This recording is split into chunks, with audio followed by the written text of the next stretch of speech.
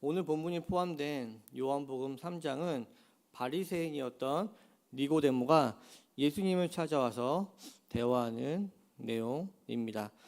잘 아시는 이야기겠지만 니고데모와 예수님의 대화의 내용을 잠시 말씀드리면, 니고데모는 예수님을 찾아와 이야기를 청합니다. 그런데 니고데모에게 예수님은 거듭남에 대해 말씀하십니다. 니고데모 입장에서는 예수님이 말씀하시는 거듭남은 이해가 되지 않았던 것 같습니다. 니고데모는 한편으로는 이 말씀을 이해하지 못해 당황했으며, 다른 한편으로는 사람이 거듭난다는 것이 가능한 것일까 하는 의혹을 품었습니다. 이에 예수님께서는 거듭남에 대해 설명해 주십니다. 예수님께서는 거듭남이란 물과 성령으로 나야 한다고 말씀하시며, 이것은 육에 속한 것이 아니라 영적인 이름을 니고데모에게 말씀하십니다. 그러면 예수님이 말씀하시는 거듭남이라는 것은 무엇을 뜻하는 것일까요? 거듭남에 쓰인 헬라어 아노데는 대략 세 가지 의미로 사용됩니다. 첫째 의미는 완전히, 철저히라는 의미이고, 두 번째는 다시, 두 번째라는 의미입니다. 그리고 마지막의 의미는 하나님께로부터, 하나님에 의해라는 세 가지의 뜻을 포함하고 있습니다. 즉 거듭남이란 하나님의 뜻과 주권으로 죄에 속한 이전과는 다르게 새로운 변화된 모습으로 다시 낳는 것을 뜻합니다. 그리고 이러한 남은 자신의 삶을 통해 변화가 나타나게 되는데, 이것을 만들어 가시는 분이신 성령님께서는 완전히 그리고 철저히 변화를 만들어 나가시겠다는 뜻입니다. 제가 길게 말씀드렸는데, 거듭남을 한마디로 말씀드리면 그것은 구원입니다. 세움누리교회 모든 성도님들은 구원받은 하나님의 자녀이자 백성으로서 세움누리교회에 모이셨고, 지금 이 순간에도 예배를 드리고 계실 것이라 믿습니다. 구원은 하나님의 뜻과 계획 안에서 여러분들에게 이미 이루어졌습니다. 여기서 우리가 분명히 해야 할 것은, 구원은 여러분들 각자의 공로나 노력이나 능력에 의한 것이 아니라 온전히 하나님의 뜻, 주권, 계획 아래 있다라는 것입니다. 구원에는 여러분들의 공로, 노력, 능력이 아무런 영향을 미치지 못합니다. 미칠 수가 없습니다. 이 두 가지, 즉 구원이 하나님의 뜻과 계획 안에서 이미 이루어졌다는 사실과, 구원에는 여러분들의 공로, 노력, 능력이 아무런 영향을 미칠 수 없다는 것은 결코 변동되지도 않을 뿐더러 어떠한 논리와도 타협할 수 없는 것입니다. 그러면 질문 하나 드리겠습니다. 구원받으신 여러분들은 어떤 삶을 살고 계시나요? 질문이 너무 포괄적이라고 생각 드시나요? 그럼 좀 더 구체적으로 묻겠습니다. 여러분들의 삶의 주인은 누구이십니까? 여러분들의 삶의 주인은 누구여야 합니까? 또한 여러분들의 삶을 이끌고 있는 주체가 세상의 논리, 세상의 질서입니까? 아니면 하나님과 하나님의 말씀인 성경입니까? 성도님들 중에는 저에게 목사님 너무 당연한 질문 같습니다 라고 말씀하시며 하나님이라고 답을 저에게 알려주실 것입니다. 맞습니다. 우리의 삶의 주인은 하나님이 맞습니다. 제가 너무나 당연한 것을 질문드렸습니다. 그러나 너무나 당연한 질문이라고 말씀드렸는데, 이것은 너무나 당연함과 동시에 우리의 구원, 즉 거듭남에 대해 가장 중요한 사실이라는 것입니다. 이것이 가장 중요함에도 불구하고 우리는 종종 이러한 사실을 잊고 살게 됩니다. 잊지 않더라도 너무나 당연시 생각해서인지 우리의 삶에 적용해 볼 여지조차 두지 않는 것 같습니다. 여기서 우리는 왜 하나님이 여러분들 각자의 주인이고 여러분들의 삶의 주체가 되어야 하는지 질문이 있어야 합니다. 여러분들이 하나님의 뜻과 계획 그리고 섭리 가운데 구원이 이루어졌고 온전해졌다는 것을 믿는다면 여러분들의 삶의 주체자는 당연히 여러분들 자신이 될 수 없고 하나님이어야 합니다. 왜냐하면 구원에 여러분들 자신의 공로는 아무것도 없기 때문입니다. 그렇게 거듭난 새로워진 우리의 주인, 우리 삶의 주체자는 나 자신이 될 수 없고 하나님이어야 하는 것입니다. 제가 드린 말씀은 너무나 당연한 말씀 아니겠습니까?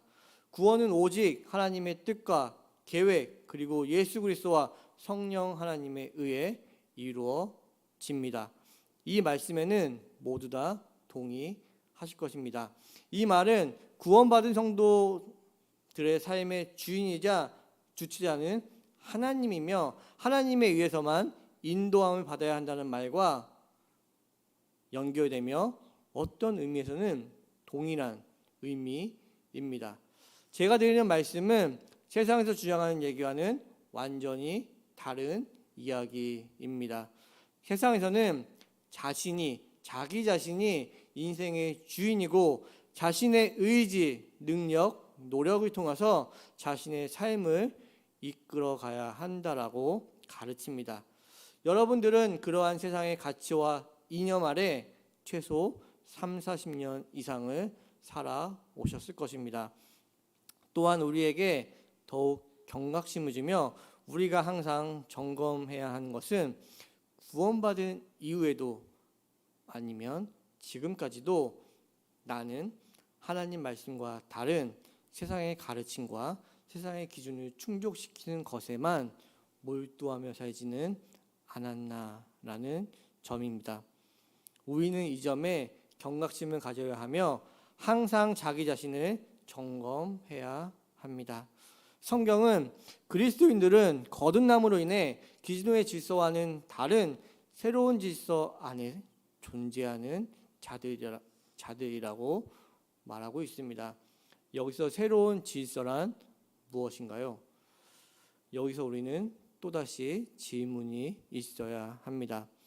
오늘 말씀드리고자 하는 새로운 질서, 변화는 나에게서 주님에게로 시선의 변화입니다. 그리고 이것을 여러분들은 당연하게 생각해야 합니다.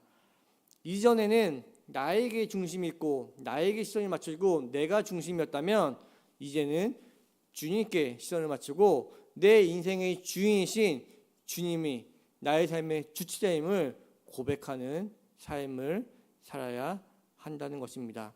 왜냐하면 우리의 구원이 하나님에 의해 이미 이루어졌고 온전해지는 것을 고백하는 성도님들이라면 구원이 하나님에 의해 이루어졌기 때문에 구원받은 이후에 여러분들 자신의 삶의 주인은 당연히 하나님이신 주님이시며 각자의 상황 가운데서 여러분들을 이끄시는 분은 내가 아닌 주님이라는 사실을 고백하고 그러한 사실을 인정하며 살아야 되기 때문입니다.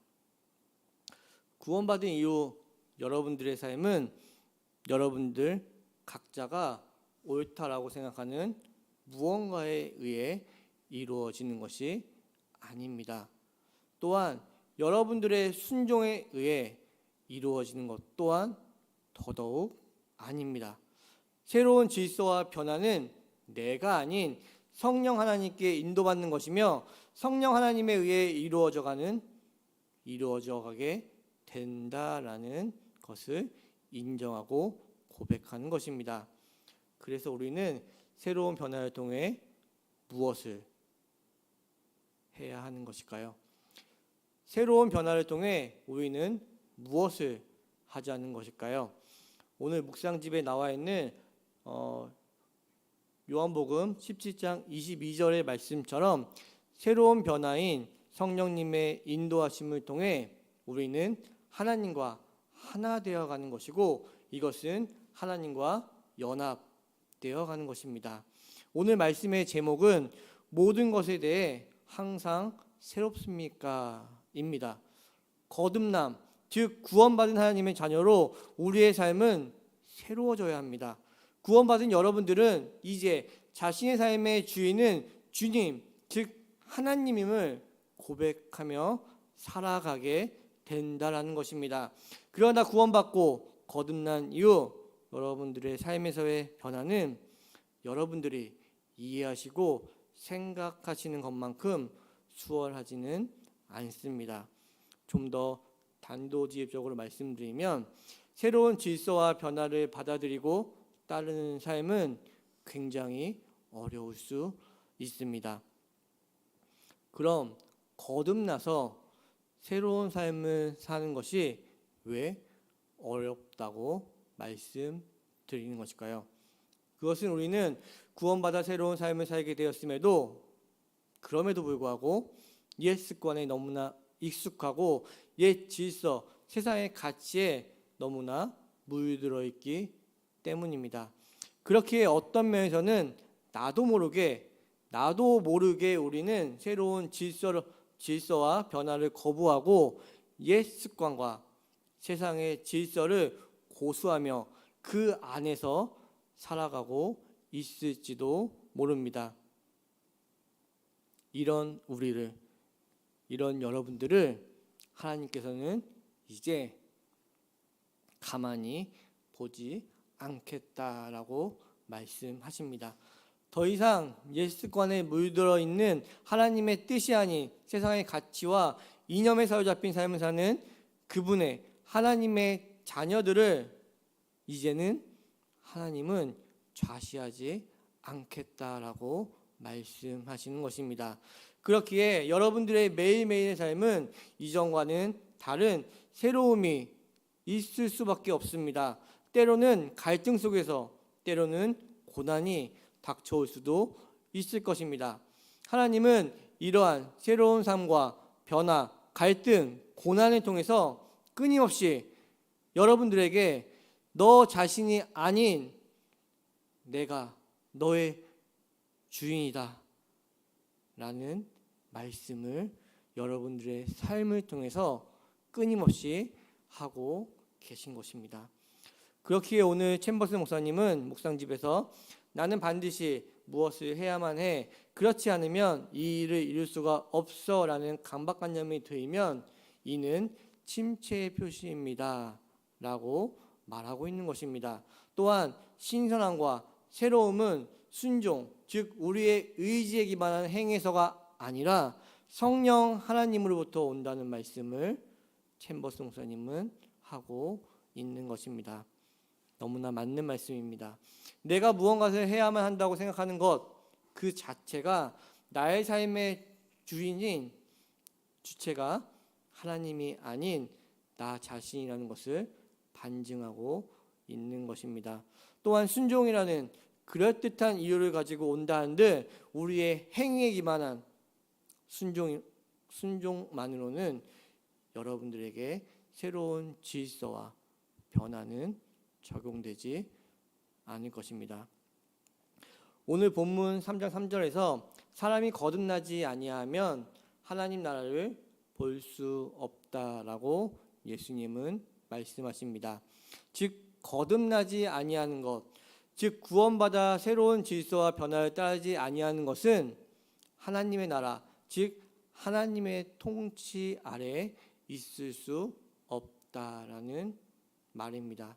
이 말은 질서와 변화를 따르지 않는다는 것은 하나님과 연합할 수 없다라는 의미이기도 합니다. 사랑하는 세움누리교회 성도 여러분, 여러분들에게 임한 구원은 정말로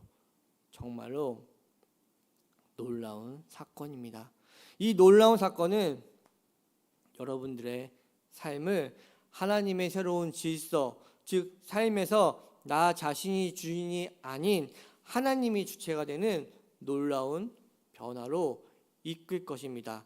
이러한 변화를 통해 하나님은 여러분들을 이전과는 다른 새로운 변화된 모습으로 이끌어갈 것이며, 그리고 여러분들의 삶에서의 새로운 변화들은 여러분들의 삶을 하나님과의 진정한 연합으로 이루어 나가게 되는 놀라운 사건들로 채워지게 될 것입니다. 이러한 은혜를 누리는 신자 세움누리교회 성도님들 되시길 주님의 이름으로 축복합니다. 함께 기도하시겠습니다. 하나님 아버지, 감사합니다. 이 예배를 허락하시어 성도님들에게 말씀이 선포되고 말씀을 깨달아 알게 하신 은혜에 감사드립니다. 말씀을 깨달아 알게 하시고 깨달은 말씀이 성도님들의 삶에 변화를 주는 귀한 말씀으로 굳건해진 시간이 됨을 또한 믿습니다. 이후 성도님들의 삶의 현장에서도 주님께서 함께 하셔서 친히 인도하여 주실 것을 믿습니다. 오늘 말씀을 통해 거듭난 하나님의 백성에게 임하는 새로운 변화, 즉 주님이 이 땅에서 이루어주신 새로운 질서가 성도님들의 삶을 항상 새롭게 하여 주시고 삶을 통해 하나님과 연합되는 귀한 은혜를 누릴 수 있게 하여 주시옵소서. 세움누리교회 성도님들의 삶이 하나님과 연합되어져 가는 귀한 시간들로 채워져 나가게 하여 주실 것 또한 믿습니다. 이 모든 말씀 예수님의 이름 받들어 기도드립니다. 아멘.